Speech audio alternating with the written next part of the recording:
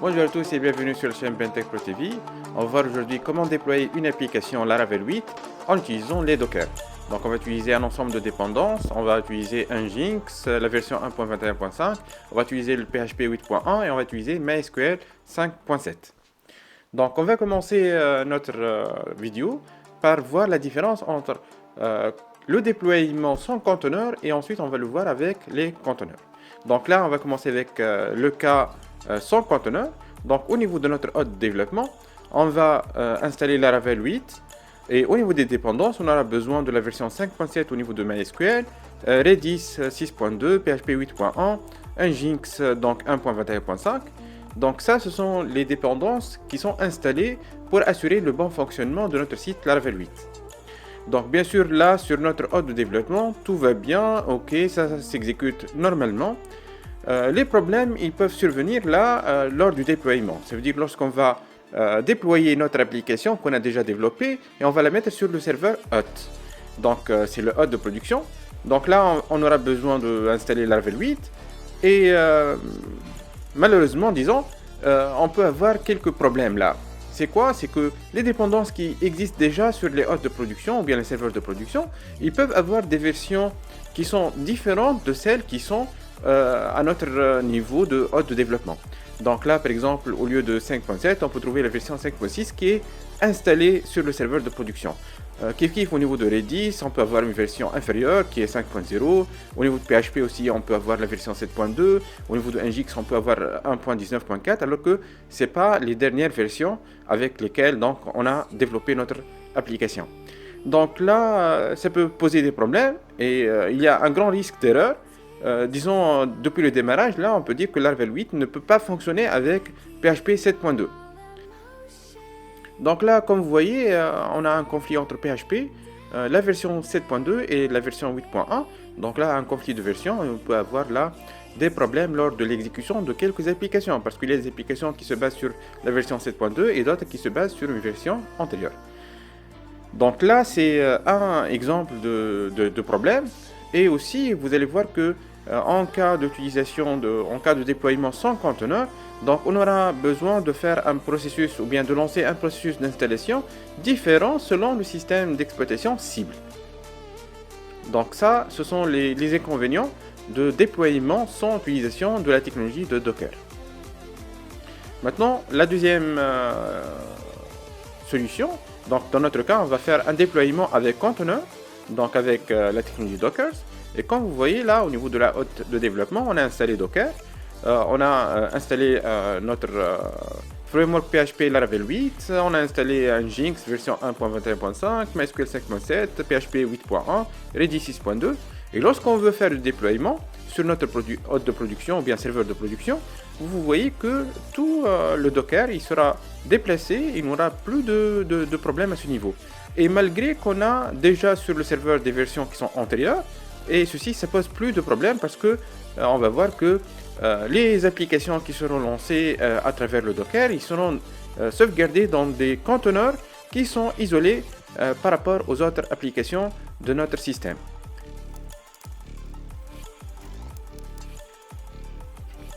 Aussi, il faut mentionner que la configuration elle est identique sur différentes plateformes, différents systèmes d'exploitation. Donc on n'aura plus de problème là et donc on va plus s'intéresser donc aux plateformes cibles parce que le Docker donc il va prendre, c'est une abstraction, il va nous cacher toutes les différences entre ces plateformes. Et on va voir aussi qu'une commande unique, elle va nous permettre de lancer le déploiement de notre application.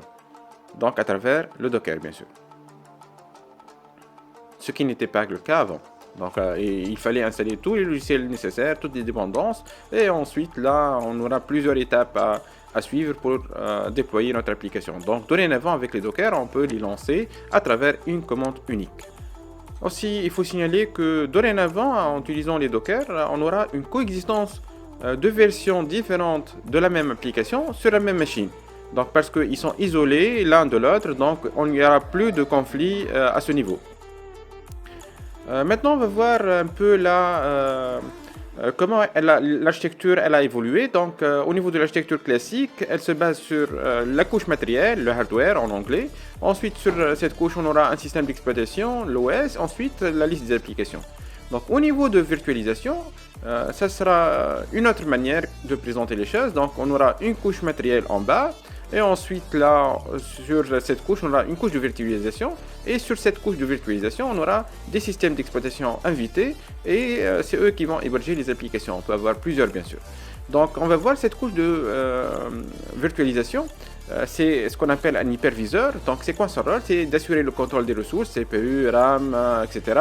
Elle alloue à chaque machine virtuelle les ressources dont elle aura besoin. Et aussi, elle assure le non-interférence entre les machines virtuelles. Ça veut dire qu'elle va assurer que chacun des applications, des processus, va respecter ses zones mémoire. Il ne va pas donc accéder aux zones mémoire des autres processus. Là, l'hyperviseur, on peut le diviser en deux parties, donc deux types de hyperviseurs. On a le type 1 et type 2. Type 1, on appelle bare metal et le type 2 s'appelle host metal. Donc pour le bare metal, on va voir que l'hyperviseur il va se positionner juste au-dessus de la couche matérielle. Donc c'est là où est-ce qu'on va mettre notre hyperviseur. Donc c'est sur la couche matérielle. Ensuite, sur ce hyperviseur, on va trouver le système d'exploitation 1, système donc invité 1, système d'exploitation invité 2, etc. Et ces systèmes, bien sûr, là-dessus, on va trouver nos applications, où est-ce qu'on va les lancer. Donc là, ce sont des applications qui seront lancées sur le système d'exploitation invité 1, c'est peut-être Linux, Windows, Mac, etc. Et là, sur un deuxième système d'exploitation, on va trouver d'autres applications. Donc, exemple de hyperviseur, on peut citer là, par exemple, Microsoft Hyper-V. Donc, c'est un type d'hyperviseur bare metal. On peut trouver aussi d'autres solutions proposées par Oracle. Donc Oracle VM, Server for x86. On peut trouver aussi beaucoup d'autres exemples. On peut citer aussi VMware, ESXi, etc. Donc ça, ce sont les cas ou bien les exemples de hyperviseurs qui sont de type 1, sachant que ce sont les plus répandus au niveau des entreprises. Le deuxième cas ou le deuxième type, il s'appelle host metal et ceci, on va voir qu'il y a une différence au niveau de l'architecture globale du système. Donc là, on va trouver comme toujours la couche matérielle en bas ou bien ce qu'on appelle le hardware.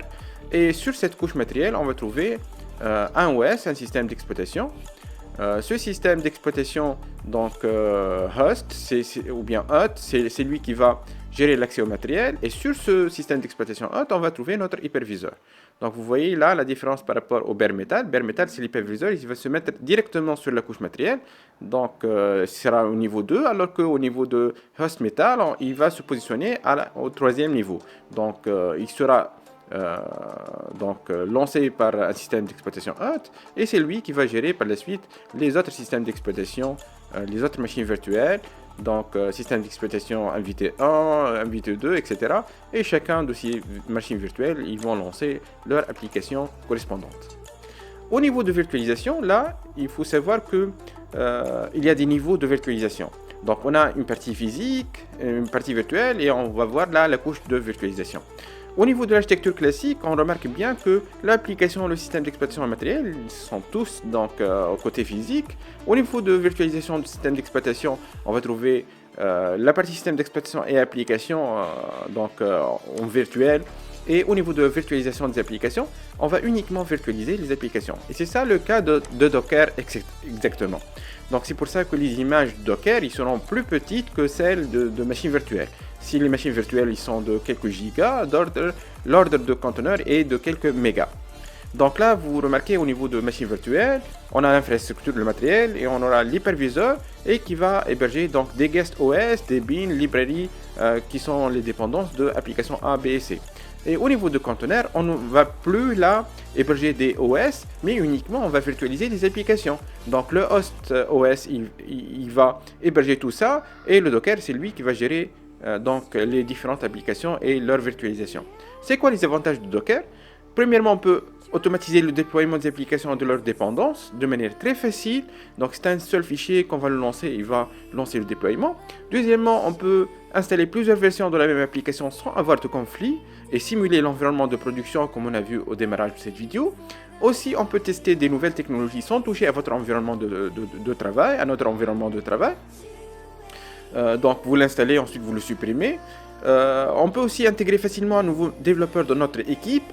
Si on travaille en groupe et on a un nouveau développeur, donc on peut lui offrir directement l'image Docker, il va le lancer et déployer tout l'environnement de manière très rapide. Et aussi, donc finalement, on va citer le cas de préparation de microservices, parce qu'on peut implémenter les microservices à travers les Docker.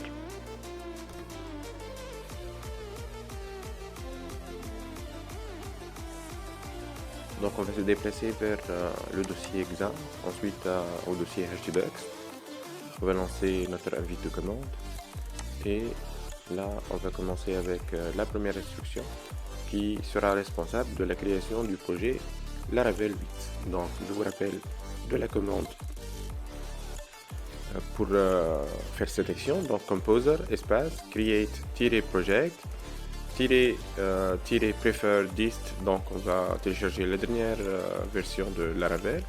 Ensuite Laravel / Laravel. Ensuite on va mentionner le nom de notre projet. Donc dans notre cas on va l'appeler Laravel-docker. Donc on va utiliser le serveur d'application Nginx, on va utiliser le GPT MySQL et on va utiliser le langage de script côté serveur PHP. Donc on appuie sur entrée et on attend que le système nous fait le téléchargement de la structure de notre projet.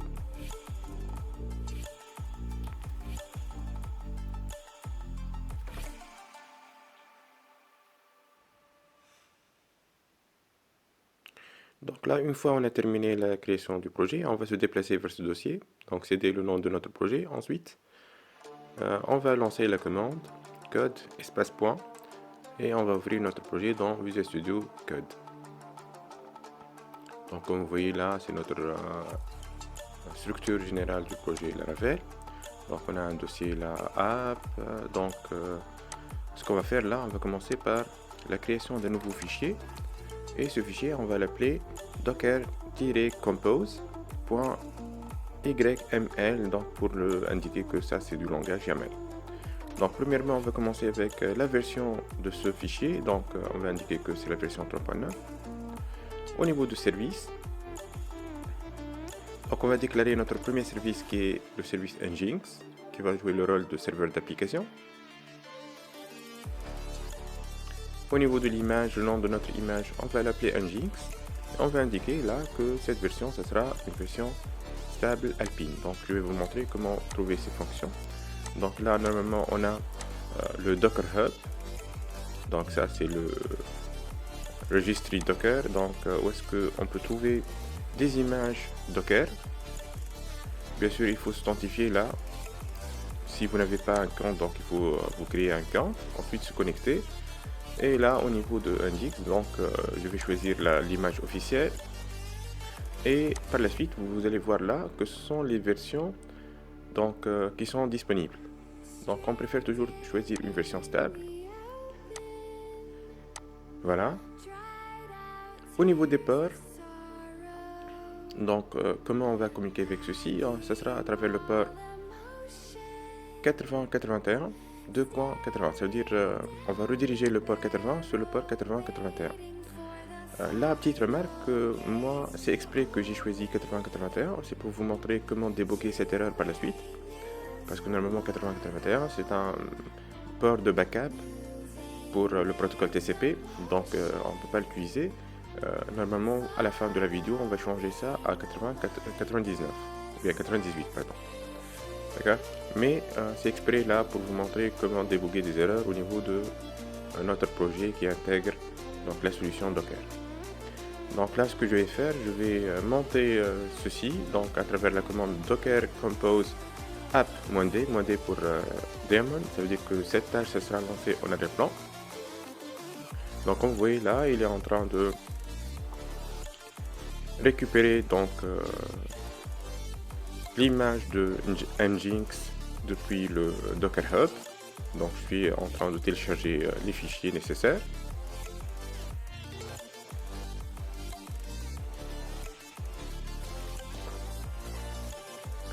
Une fois donc le pool est complete, voilà, donc on a téléchargé une nouvelle version de Nginx, qui est la version stable.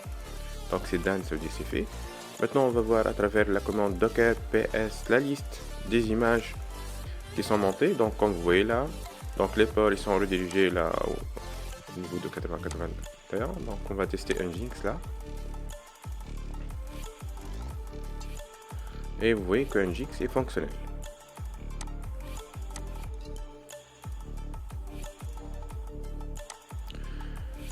Voilà.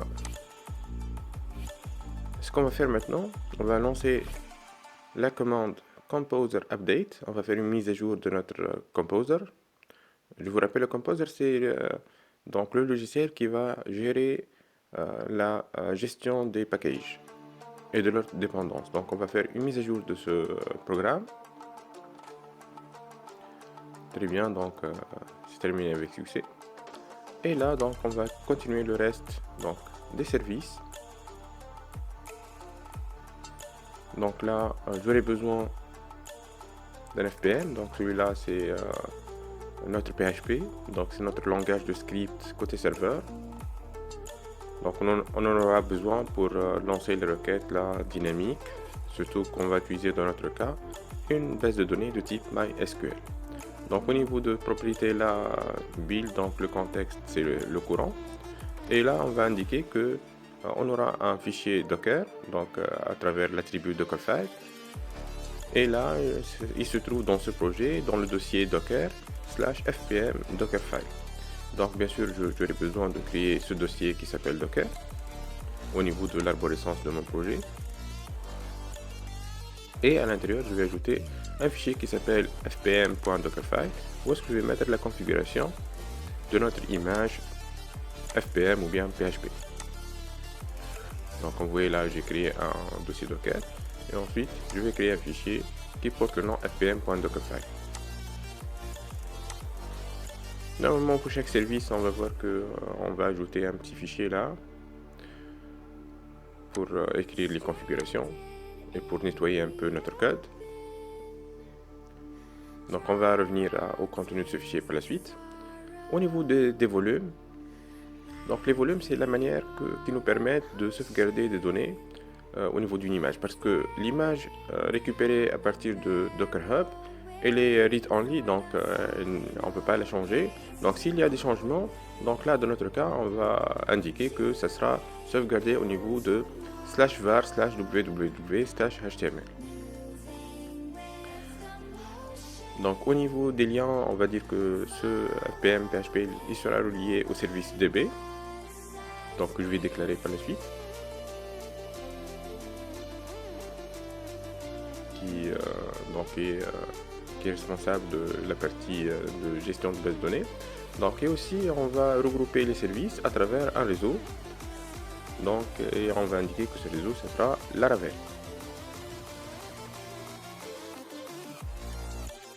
Donc on va dire que Nginx il appartient à ce réseau. On va voir comment le modifier par la suite. Et au niveau de construction donc de Nginx là, dans notre cas, on va mentionner le contexte. On va dire que c'est le contexte courant. Et au niveau de Dockerfile aussi, on va indiquer que on va sauvegarder un fichier pour configurer le service Nginx. Donc ce sera nginx.dockerfile, bien Dockerfile sans S.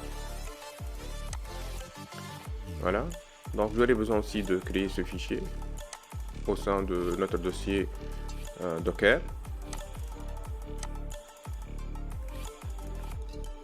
Bien. Donc on revient encore à Docker Compose. Donc là on a indiqué c'est quoi le chemin de configuration de Nginx, c'est quoi le chemin de configuration de PHP à travers le service FPM. Donc là on va indiquer que ce service Nginx il sera en liaison avec FPM, avec le service PHP.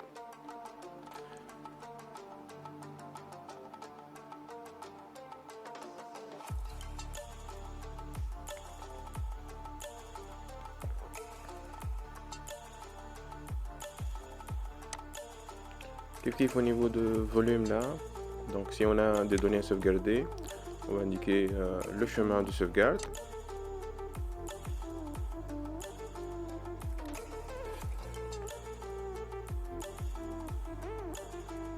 Donc kif ça sera point, ça veut dire le répertoire courant. Donc le répertoire courant, ça sera lié au répertoire /var/www/html. Maintenant, on va déclarer donc notre service DB. Donc c'est l'image, on va choisir donc MySQL, la version 5.7. Bien sûr, on peut choisir d'autres versions. Il faut revenir au niveau de site web là, de Docker Hub pour choisir la version que vous allez utiliser. Au niveau des ports, donc comme vous savez, le port le MySQL fonctionne sous le port 3306. Donc là, on va garder le même port, on ne va pas le changer. Et si vous le changez, hein, vous risquez de un non-fonctionnement de service MySQL. Donc là, au niveau environment, l'attribut environment, on va déclarer un ensemble d'informations. Donc la première, ça sera MySQL root password. Donc je vais indiquer là, c'est quoi le mot de passe du root. Donc dans notre cas, c'est root. Aussi, on va indiquer MySQL user. Donc comment on va se connecter à notre base de données MySQL. Donc on va indiquer que c'est grâce à l'utilisateur user. Et au niveau du mot de passe de l'utilisateur, donc on va le mentionner ici. Donc vous allez voir, tout ça, ce sont des informations qu'on va les utiliser par la suite lorsqu'on veut se connecter à notre base MySQL. Donc le mot de passe que j'ai choisi, ça sera password. Et au niveau de MySQL, database name, donc là on va indiquer c'est quoi le nom de base de données à laquelle on va se connecter dans notre cas. Et là, je vais dire PD Laravel.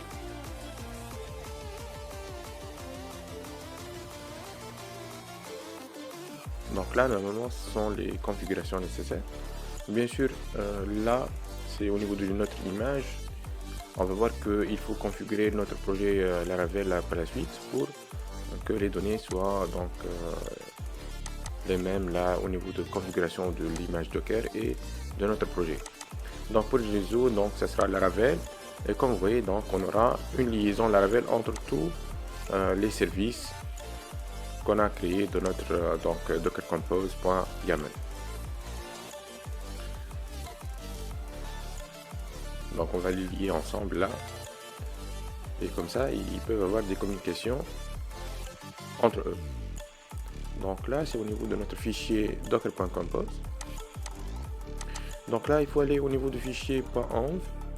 Et au niveau de la partie MySQL, il faut faire attention. Donc au niveau de dbhost, dorénavant, il sera plus 127.0.0.1, mais plutôt le nom de notre service, db. D'accord? Et au niveau de des autres informations, donc on va garder le db connection MySQL, le port on va le garder c'est 3306, le nom de base de données, donc on a dit que ça sera BD Laravel, ça veut dire base de données Laravel, donc il faut les changer ici, BD Laravel. Au niveau de username, donc on a choisi user, donc on va le copier au niveau de notre projet Laravel. Et au niveau du mot de passe, donc on va indiquer que c'est password. Voilà, on va pas le laisser. Voilà. Donc là, automatiquement, c'est comme si c'était une synchronisation là entre le projet Laravel et notre architecture Docker. Maintenant, on va se déplacer au niveau de PHP. Et là, on va indiquer c'est quoi l'origine de cette image. Donc là, on va dire que ça sera from PHP. Et là, si on revient à notre Docker Hub, là,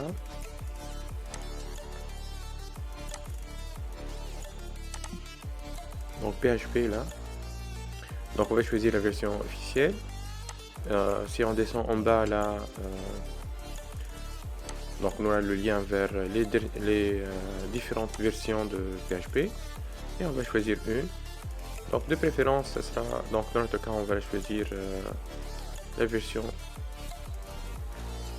8.1 FPM. Voilà, donc elle est là. Comme vous voyez, tout ça, ce sont des versions et ça dépend de votre projet, hein. Donc il faut faire attention, si on travaille avec Laravel, il ne faut pas avoir une version inférieure à 7.3. Donc dans notre cas, on va choisir le point 8.1-fpm et ensuite on va lancer donc une commande à travers donc le mot-clé run et là apt-get update, donc on va faire une mise à jour. L'anti-slash il nous permet d'écrire une instruction sur 2 lignes. Et là, dans notre cas, qu'est-ce qu'on va faire? Et docker php install. Donc on a besoin d'installer le PDO là de MySQL. Voilà.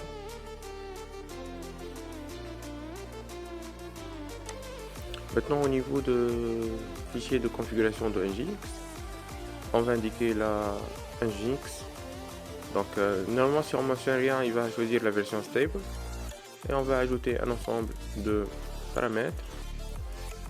Donc là on va synchroniser le fichier docker/conf/vhost.conf. Donc là c'est un dossier que je vais créer aussi à l'intérieur de Docker. Donc c'est un dossier de configuration et à l'intérieur on va choisir donc la création d'un nouveau fichier qui s'appelle vhost.conf. Donc celui-là il aura la configuration nécessaire là au niveau de Nginx. Donc là on va le lier au fichier default.conf, donc qui se localise dans /etc/nginx/conf.d donc /default.conf. Donc ce fichier ça sera synchronisé avec le fichier vhost.conf. Et donc là on va trouver toute la configuration de notre serveur d'application Nginx. Et au niveau de notre workdir, ça veut dire working directory, le répertoire de travail, et on va mentionner que ça sera /var/www/html. Maintenant au niveau de notre configuration de notre serveur d'application Nginx, on va indiquer la serveur, on va indiquer que le port d'écoute, donc normalement le port d'écoute ça sera sur le port 80, et on va mentionner là un ensemble de paramètres donc de configuration de notre serveur Nginx. Donc on va indiquer le nom du serveur, server name, on va indiquer là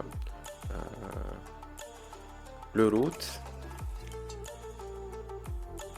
donc notre chemin où est-ce qu'on va trouver notre index.php.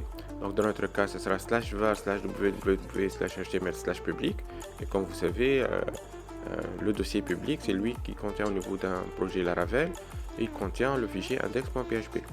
donc si on cherche la index, on va le trouver dans ce dossier. Au niveau de l'index, donc si on crie index au niveau de route, là ça sera redirigé vers index.php, et là on va voir la redirection ou bien l'indication où est-ce qu'on va sauvegarder les données des erreurs, donc le log des erreurs. Donc ça sera dans /var/log/nginx/error.log. Maintenant au niveau de location, on va indiquer comment trouver les file names, les fichiers, et on va indiquer là les URI, là c'est donc ce sera de la URI, et avec donc une expression régulière là pour nous indiquer où est-ce qu'on peut trouver nos fichiers. Donc là au niveau aussi si on va passer des paramètres, donc ce sera cela à travers le query string, donc ce sera passé en paramètre là. Au niveau de location aussi, donc on va indiquer, utilisons location tilde là,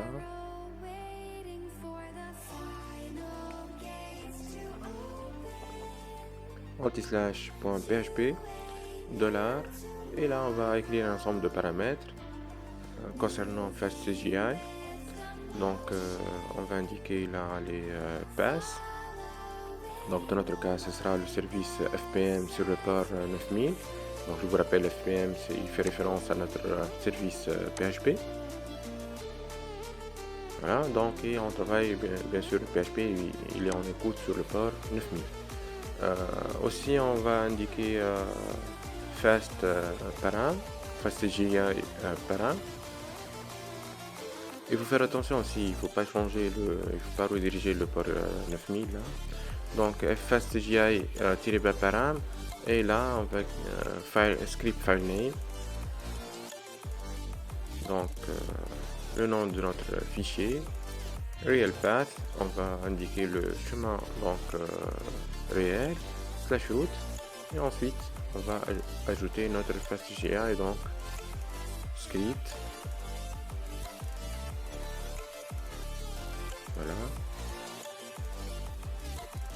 Et include, on va inclure ces paramètres là, fastgi params, fastgi-params, voilà. Normalement ça c'est au niveau de la configuration de notre serveur d'application Nginx. Donc là j'ai vidé l'écran à travers la commande clear en Linux. Ensuite là je vais lancer la commande docker compose et je vais lancer la construction de notre projet et de notre architecture Docker. Donc il est en train de construire le FPM, finished. Maintenant il est en train de construire donc le service Nginx. Voilà. Si je fais docker compose app-d, donc je vais lancer ces services en arrière-plan pour ne pas bloquer notre terminal. Donc il a lancé, il a créé donc l'image Laravel Docker Nginx PHPDB, FPM et Nginx. C'est bien. Donc là on va essayer de voir donc les images qui sont lancées. Docker PS, hein, il y a une qui manque là. Donc il a généré le Nginx. Donc si on essaie de se connecter sur le localhost là 8081, toujours là il n'arrive pas à nous lancer Laravel. Normalement à cette étape on doit avoir en page de démarrage Laravel, donc la page de démarrage. Donc là je vous rappelle qu'on a aussi un logiciel Docker Desktop là qu'il faut installer, et celui-là il va nous permettre de voir les images qui sont lancées. Mais comme vous voyez là on a deux images qui sont lancées en vert et le Nginx là il est grisé. Donc là si je lance là il y a quelques erreurs là qui apparaissent. Donc qu'est-ce qu'il nous dit là? Invalid parameter fastgi script name in /etc. Donc on a un problème là au niveau du fichier. Est-ce qu'on a une erreur? Donc non, voilà fastgi. Ah là il faut éliminer cet espace. Donc le chemin ensuite fastgi. Donc je vais reconstruire le projet rapidement.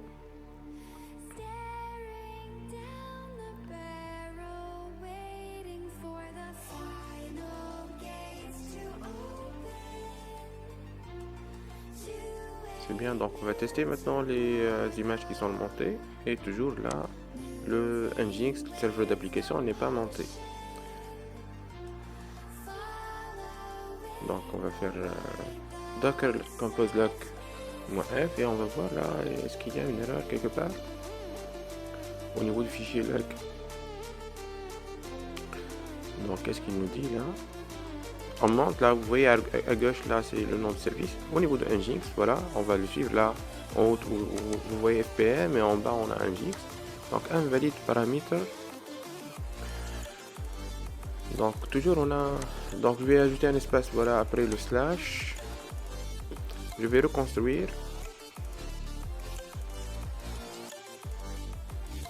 Voilà, il est en train de construire Nginx. Très bien, donc je vais maintenant monter. Donc vous voyez il y a les deux images là qui sont montées. Donc je vais à travers la commande docker /compose app-d là. Donc je vais monter les images, et vous voyez maintenant il est en train de recréer Laravel Nginx.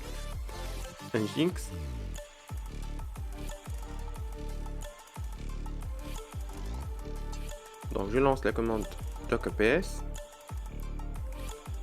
et comme vous voyez maintenant les trois ils sont lancés. Donc on a Nginx, FPM et MySQL. Donc maintenant si je fais docker compose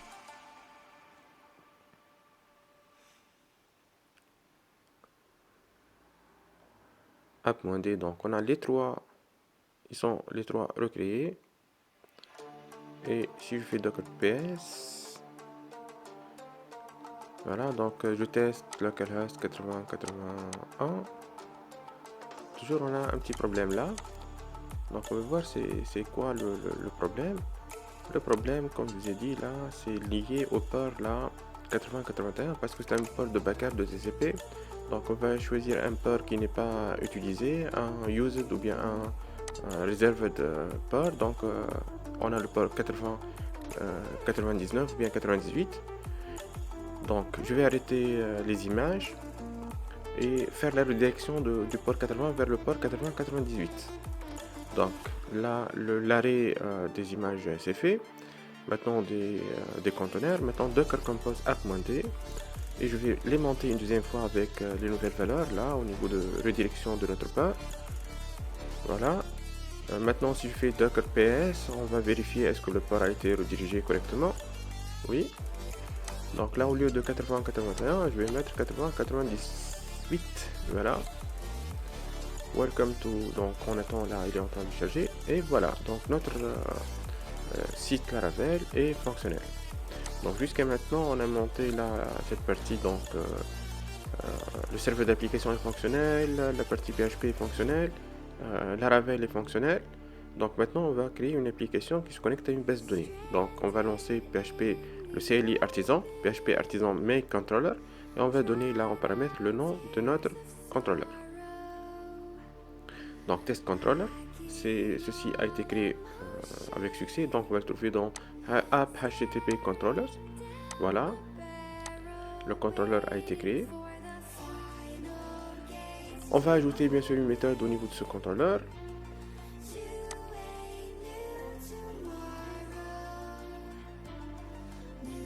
Et avant de faire ça, on va ajouter un modèle là, où est-ce qu'on va sauvegarder les données. Donc là, si je viens ici au niveau de, on va faire PHP artisan make model, et là on va donner là le nom de notre modèle, parce que dans le contrôleur on aura besoin de faire une référence vers notre modèle. Voilà, modèle created successfully. Donc on va le trouver dans dossier models, test model.php. Voilà. Maintenant si je reviens au niveau de mon contrôleur,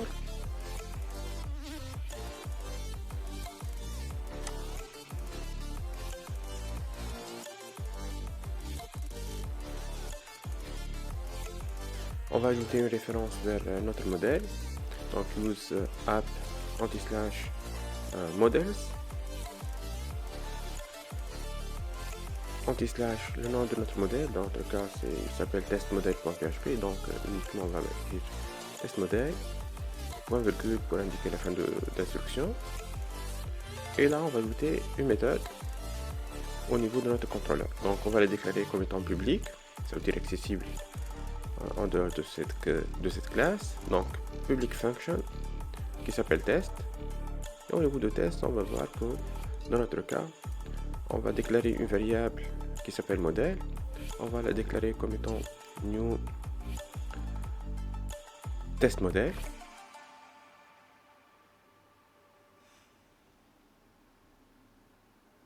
point virgule, et ensuite là on va préparer donc l'écho des données qui sont sauvegardées au niveau de la base, donc à travers les commandes bien sûr là, echo, et on va utiliser la classe db de facette. Donc là dans notre cas on va utiliser la fonction varda, et on va afficher le contenu de notre modèle. Donc modèle, $modèle, et on va appeler là au niveau de notre modèle la fonction qui est test. Donc dans notre cas on va revenir au niveau de notre modèle, et dans notre modèle on va créer cette fonction, et c'est cette fonction normalement qui va se connecter à notre base de données pour récupérer les données concernant la table test qu'on va appeler par la suite. On va la remplir par la suite. Donc là au niveau de notre classe test modèle, on va déclarer là une fonction test, Bien sûr, tout ça, moi, je l'ai fait pour tester la connexion à la base MySQL. Et dans une prochaine vidéo, on va voir comment utiliser les migrations et tout ça, donc pour faire un projet Laravel 8 plus avancé. Mais juste là, on est en train d'apprendre les principes de base. Donc là, dans notre cas, on aura besoin de la classe DB. Cette classe DB, donc, elle appartient à Illuminate, Support, Facets, ensuite DB.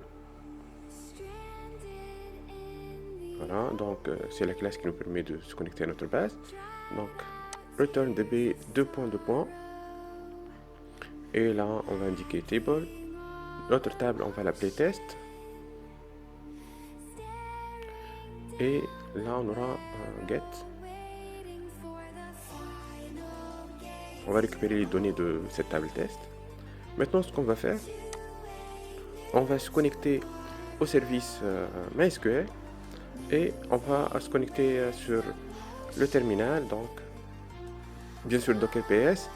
Et remarquez bien, moi je vais lancer l'image, une bâche ou bien donc un terminal sur notre image.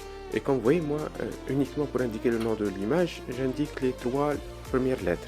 Donc 5E4, c'est celui de l'image de MySQL. Et ensuite, je lance le bash. Voilà, donc le terminal est ouvert. Donc je vais lancer la commande MySQL-U et ensuite le nom de l'utilisateur. Dans notre cas, on a configuré le nom de l'utilisateur comme étant user. -p, donc je vais entrer le password. Bien sûr, tout ça, on l'a saisi au niveau de configuration, au niveau du fichier .1. Voilà, password. Donc je vais écrire la password. Bien sûr, vous n'allez pas le voir là parce que c'est discret. Et je suis redirigé sur l'invite de commande de MySQL. Donc là, premièrement, je vais sélectionner le nom de notre base de données. Dans notre cas, ce sera BD Laravel. Donc à travers la commande use BD Laravel, vous voyez la database changed.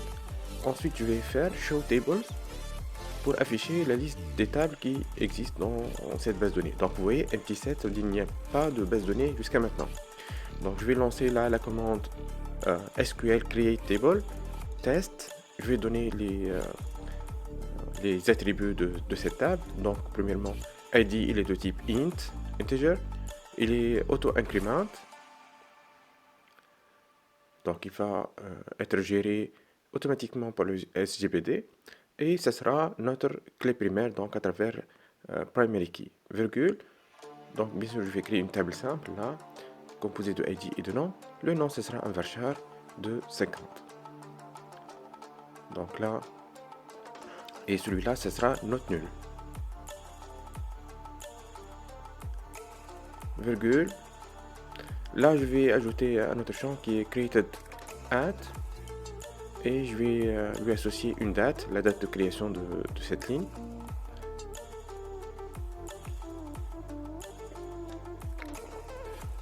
À travers donc le type, ça sera timestamp. Et par défaut, default, ça sera current. Ça veut dire si je fournis pas cette information, et c'est ça ce que je vais faire. Donc ce sera current timestamp, ça veut dire le temps courant. Voilà. Ensuite, engine égale InnoDB. Voilà, point virgule. Query OK, donc c'est bien passé. Donc si je fais show table, vous voyez là que la table test est apparente. Bien sûr, si vous maîtrisez cette console, cette manière d'écriture, vous n'aurez plus besoin de logiciels qui vous aident à créer ou bien gérer les requêtes. Donc là, on va lancer dans cette table quelques lignes. Donc insert into test au niveau de l'attribut nom. Donc on n'aura pas besoin d'indiquer le ID parce que c'est auto-increment. J'aurai besoin uniquement d'indiquer une chaîne de caractères pour le nom. Donc voilà. Si je fais maintenant un select, ou bien je vais ajouter une deuxième ligne là avant de tester l'insertion. Voilà. Donc là, la deuxième ligne a été insérée. Donc query OK.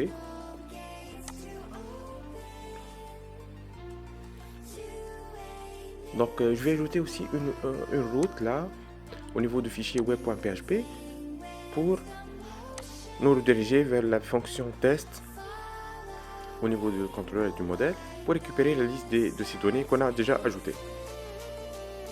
Donc là, on va ajouter là une référence vers notre contrôleur. Donc normalement use app anti/http anti/controllers anti/ comme on a appelé la test controller. Voilà.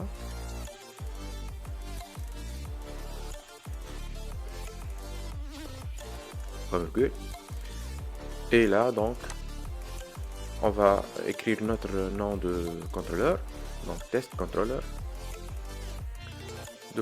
classe, et par la suite on va faire une petite virgule là. Voilà, donc normalement tout ça c'est voilà, virgule, et là j'indique la méthode, le nom de la méthode dans cette classe. Je sauvegarde et je lance maintenant la calhost 8098. Donc là, error call to undefined function get. Au niveau de notre fichier testmodel.php, la ligne 15, voilà, elle est en rouge là, en bas. Donc il manque normalement un flèche supérieur. Donc le symbole supérieur. Voilà, après le tiret supérieur. Voilà. Donc je sauvegarde, je relance.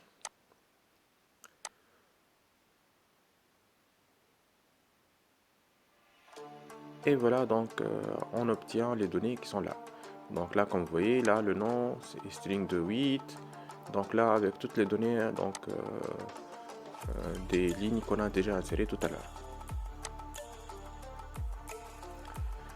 Maintenant, on va voir comment voir ceci. Donc DB Visualizer, il nous propose une version là free. Donc c'est la version 12.1.5.